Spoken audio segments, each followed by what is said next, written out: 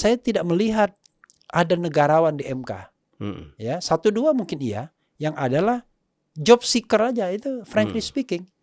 Orang yang khawatir kehilangan jobnya karena jobnya itu nikmatnya minta ampun, menyediakan penghasilan sampai ratusan juta, ya kan?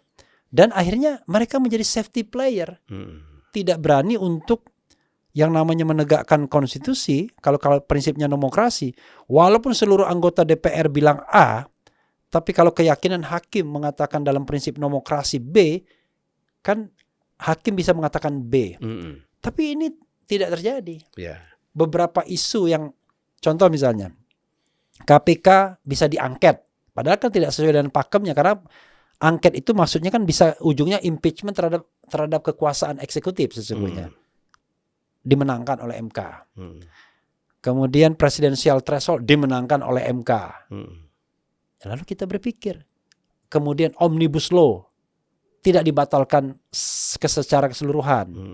Perpu ormas yang bisa membubarkan ormas tanpa due process of law tidak dibatalkan oleh MK.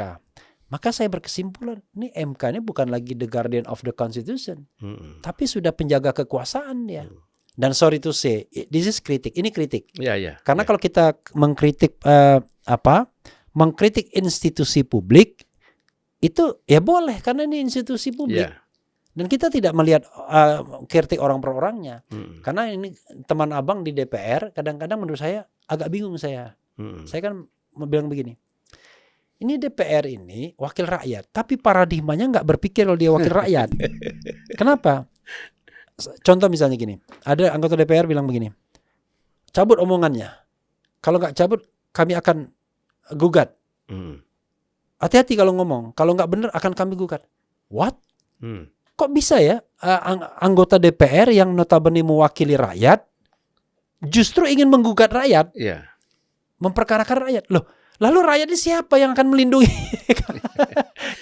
Kalau polisi bisa memenjarakan, presiden bisa memenjarakan, DPR juga bisa memenjarakan. Kan harusnya tidak begitu. Kalau kita paradigma yang benar, ini dalam renungan saya, DPR tidak pernah boleh bilang saya akan memenjarakan rakyat. Kalaupun dia tidak setuju dengan pendapat rakyat, dia akan bilang begini, saya pada bagian itu tidak setuju. Tapi silakan, Anda bebas mengemukakan pendapat, ini negara demokrasi. Kan begitu. Kalau ini enggak, cabut omongan. Kan banyak tuh anggota-anggota DPR yang sok jagoan kan. Kalau enggak cabut, kami akan gugat. Loh, ini anggota DPR kok malah kerjanya. Itu jadi dia, rakyat, dia kok tiba-tiba ingin memenjarakan rakyat. Lalu siapa lagi pelindung dan pengayom masyarakat?